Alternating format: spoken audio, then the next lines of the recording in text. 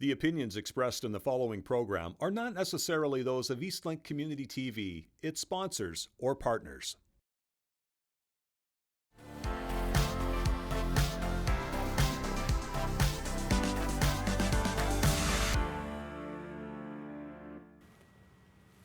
Titans of Business on Eastlink Community TV, the show that gives you the chance to meet the people who have built some of the most successful businesses in our region. A pleasure today to welcome to the program the president of WM Fares. He is Wadih Fares. Great to have you on the program. Thank you. I know that many Nova Scotians have great admiration for you. I do as well. So this is a treat. So I really appreciate you being here. That's very humbling. Yeah. Thank you so much. You know what? You go to your website and you look for your bio, and it says, there's a line that says, escaping a civil war in Lebanon as a teenager. A lot to unpack there. Let's start in 1957. You're born, your dad is Maurice, and you watch him. What do you learn from him? Well, my father was everything to me because he was in the construction business, in the road construction business. And when I was a kid, you know, I used to go with him to the sites and that. And believe it or not, I used to see these young men with the white hat, and I asked my dad, why are these guys wearing the white hat? And he says, well, there's the engineers. They're everything. They're the boss. They know everything. And, you know, since then, I said, you know, I want to be an engineer, and stuck to my mind and never thought of anything else. So that's really what and I followed all my life like that until, you know, I got to my teen years. And in 1975, I was in my grade 13 in Lebanon. We have one grade over grade 12. And we were to submit government exams, and the kind of skirmishes started to happen in April sometimes, and the exams were canceled, and you know, they were set for the fall. And I did my exams in the fall, and I passed my exams, and I'm about to register for the universities. But Civil War has broken out, right? And then Civil War had just started, and universities were closed. So we had to defend ourselves. So every village had to send a team of fighters. I mean, if you could call us fighters, we were just. And they came to my house. My father wanted to go with one of the teams, and I was like 17, and I said to him, I said, no, you're not going. You have a family, I mean, I'm gonna go. And one night, we didn't expect big offensive on us, where we were. And the front line were, like in Lebanon, there's a lot of valleys and mountains and valleys, so the echo is really bad. So you could hear the gun fire like from the distance. So it was so bad that the gunfire and the barrels was heard from my village, my hometown. And your mom heard it, right? And my mom, I mean, didn't know what they were doing. You know, you're dealing with the situation in hand. You don't want to get killed. But by morning, things settled down, and we couldn't drive back. We walked. We walked for about 3 hours to get back to our hometown. And it was about 8 o'clock in the morning, and got into my home, and my mother was just sitting in bed. It's like a statue. She just said, I just can't do it anymore. I can't. She can't have you. She can't have me. She cannot have me going to these front lines, you know, every night and wait for me to come back. She just couldn't do it. So she said, look, you gotta leave. I'm your mother, and it's the hardest thing, the hardest decision I'm gonna make right now. I'm gonna kick you out of the house and out of Lebanon and go. I said, when do you want me to go? I mean, she said, look, my brothers are in Canada. I'm gonna call my brother, and we're gonna prepare papers for you, and you go there. And while we were getting ready to come to Canada, we got sponsorship from my uncle. So we got to Montreal, went into immigration office, and our sponsorship was already in files. So they asked us a few questions, and there we go to Halifax. You know, in English, could you speak No, any English? actually, no. Like, look, so you know, but I'll tell you one thing that I start working, and people help me. Nova Scotians, Canadians, start with my name. Let me give you this. It's how hard this is to really leave one country to the other, and everything changes on you, even your name. My name is Wadih. I mean, this is not a classical Canadian name. I mean, it's not a McDonald or. So I get my first job and at a hotel and as a porter, banquet porter. Chateau Halifax, right? Chateau Halifax. Yeah. So I go up the 8th floor, and my boss, which is a young man like me, oh, hi, how are you? What's your name? I said, Wadih. He said, no, I asked you about your name. I said, Wadih. He said, okay, what's your nickname? I said, Wadih.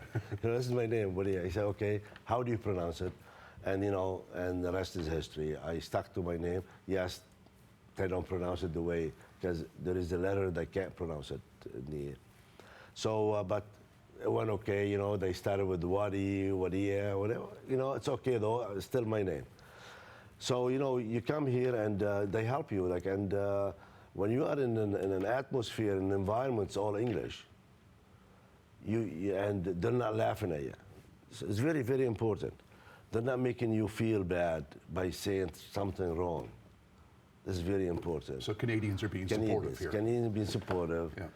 My friends, my team, and my workers, the workers in the department, they were very helpful, and you learn and you move on.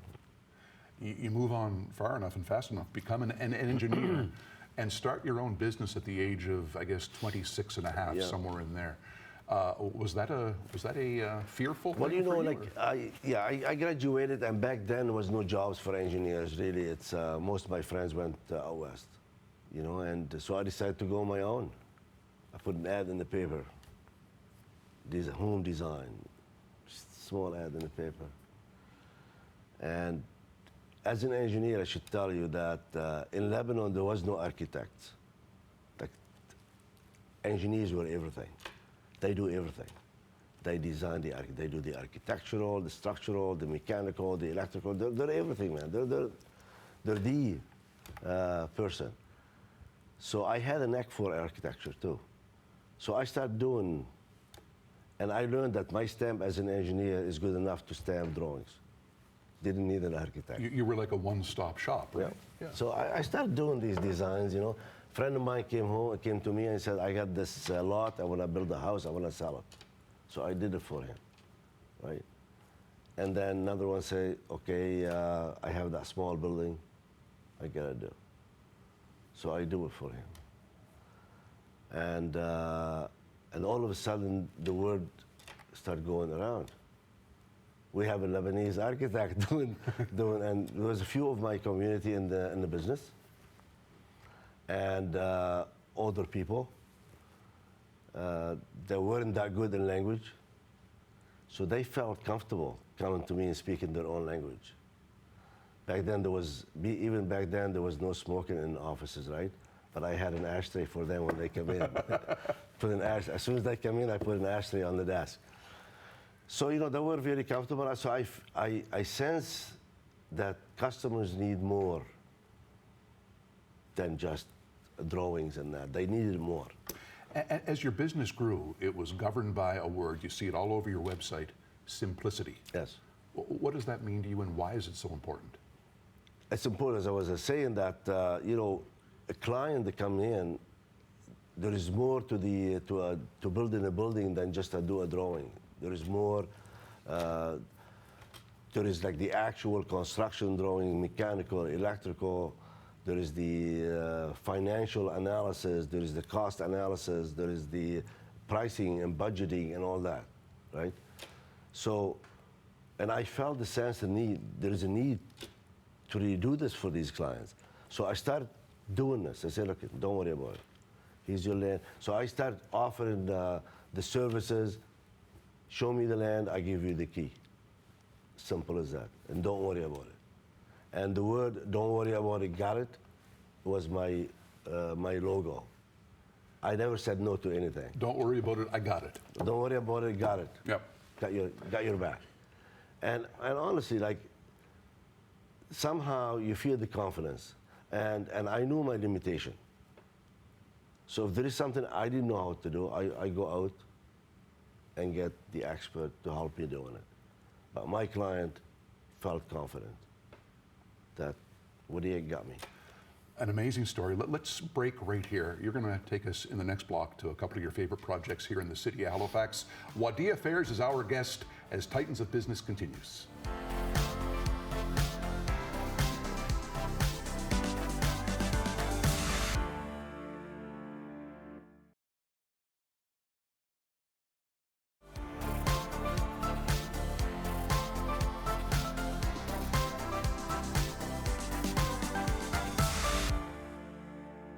All right, we continue. We're off of Dunbrack Street in Halifax. This is the president of WM Fares, Wadih Fares. Where exactly are we construction-wise right here? We're with almost at the corner of Dunbrack and Road. This is the development towards the end of Rockingham South. Development that started about 10 years ago. It's all built up. That's the last part of it.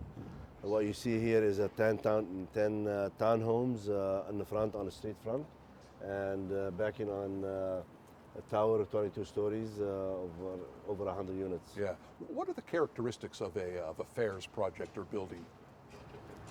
We always look for excellence in quality and architecturally. You know, we are very keen on having nice looking buildings in Halifax.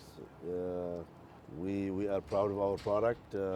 We've been in the business for over 25 years, and we're proud of what we've done and what we're doing and what we're going to be doing. Back when you designed and built your very first ever building, how many employees were there in your group? You're looking at the whole thing. Your office was your house or something? In my house, I started in my kitchen table, and I did everything. I used to do like my design during the night and do the construction management during the day, and bit by bit, you know, I hired a draftsman, and then I hired a part-time accountant, and then a part-time secretary, and you know, the rest is history. When you started to hire with regularity, what kind of people were you looking for your team? Who spoke better English than me back then. Look, I mean, you look at someone who you see some potential in being, you know, productive, loyal, committed. You know, actually, one day, a young man sat in front of me in my office, and I said, "What do you want to be one of these days? What are you looking in your future?" He said, "I want to be in your chair." So that's the kind of, you know, personality, you know, you look for, somebody who really has a drive and you know, they'll be committed. All right, so this is a project here that's nearing completion. How about we go take a look at one that is fully complete? Absolutely. So from a project that was kind of in the works to one that's fully complete, and this one is pretty fresh, isn't it? That's our latest completed building. Finished about 3-4 months ago, and you know, we're proud of it. It's a downtown city of Halifax, our pride city that we're trying to build. And a beautiful rooftop patio here too, huh? And nice rooftop. We overlook the Schmidtville. It's a heritage community, and you know, as you see, the ocean, the port of Halifax. Really, it's an amazing panoramic view of the city of Halifax. You know, you still, when you talk about construction and design and engineering, you still just love this stuff, don't you? Yeah, I do. I mean, is that noticeable? Yeah, it is. You know, as I said to you earlier, like as an engineer, you know, in Lebanon, I mean, the engineer is everything. It was everything, and I had really kind of neck for architectural design.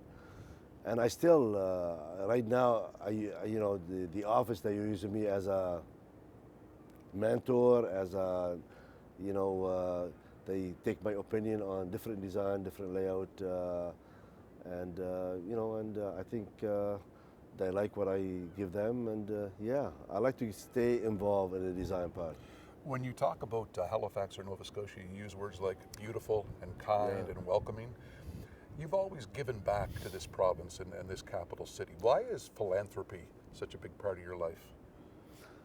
Well, it is important, you know, look, I believe no one gets where they are without someone giving them a hand. And it's really nice, you know, when you are at a you know, time of your life where you are able to give back to the community that really supported you all the way, gave you what you have, I mean, supported what you have. It's nice to be able to do that, and believe me, it feels so good. It feels really good.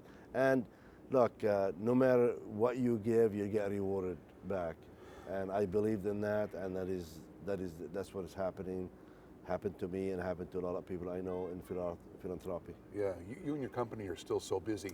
Post-pandemic, it would seem like this would be the easiest time to be in your business because so many people want to build.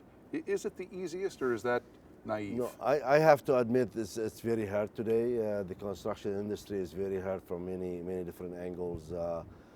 You know, the cost is up. The skilled labor is we are very short of skilled labor.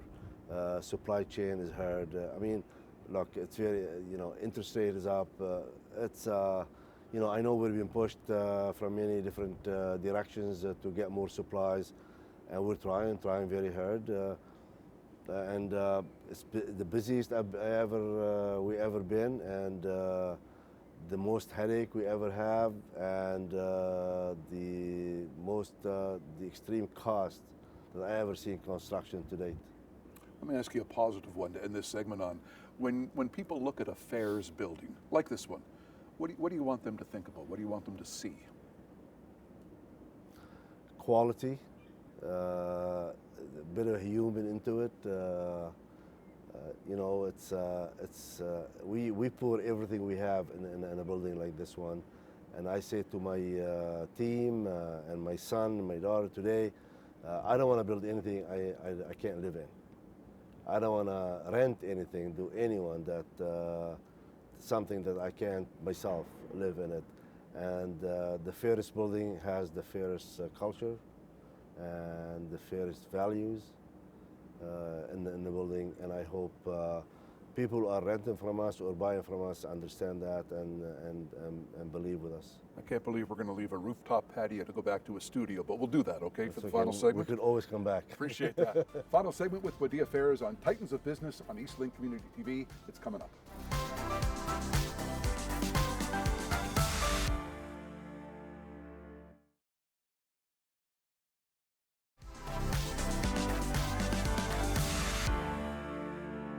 Final segment on Titans of Business with the president of WM Fares, Wadih Fares.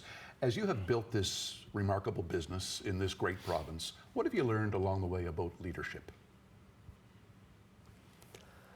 You know, I don't know, I never considered myself as a leader. You know, I always said to my staff, if I had a boss like me, I probably still have a job.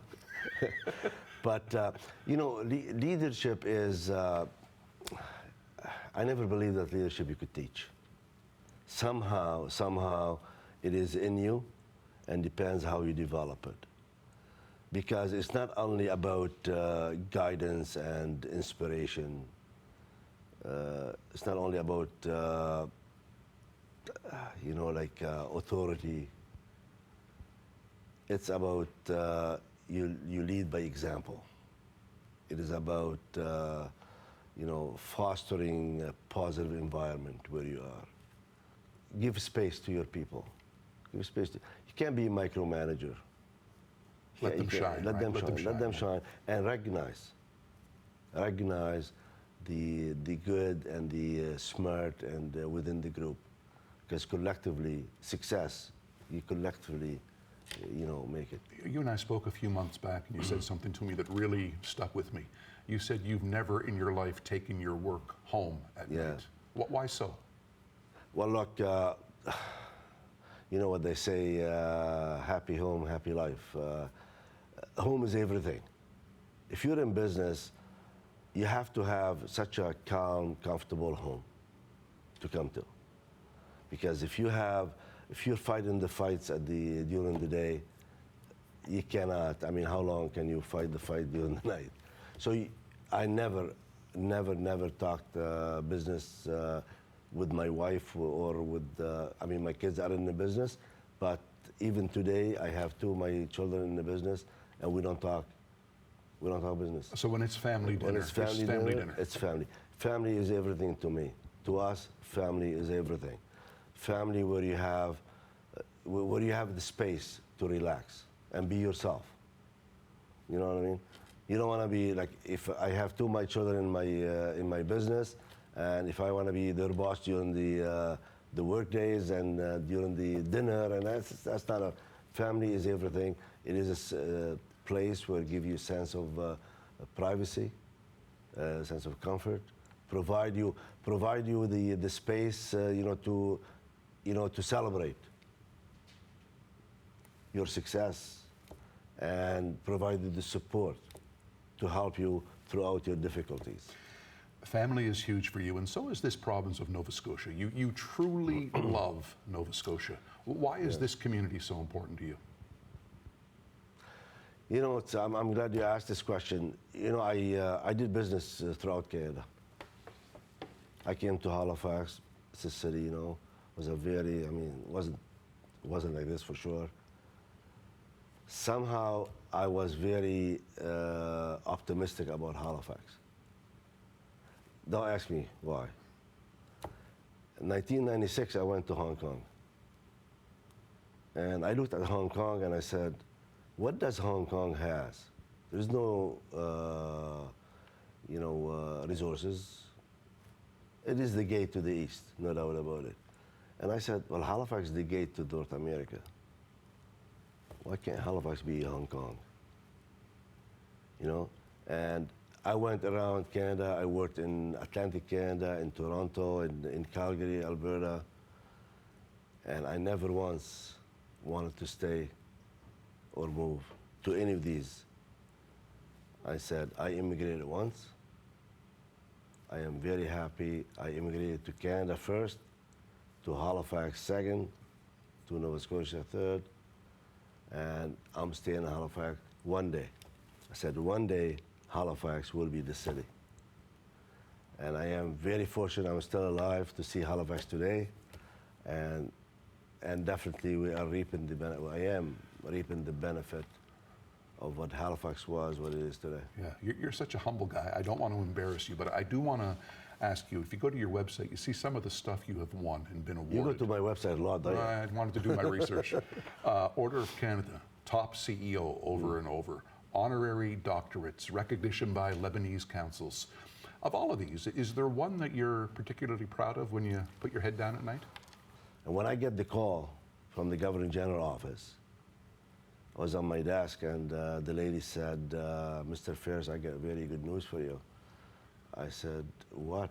I mean, it's the Governor General. Am I going to be the next Governor General?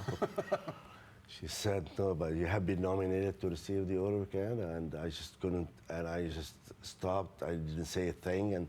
And the lady, I hear the lady saying, Mr. Fares, you should probably sit down. I said, well, I am sitting down. But anyway, it was such a like a happy, pleasant news, you know, I got. And I never really thought what it is first. But, you know, definitely it is the proudest moment in my life.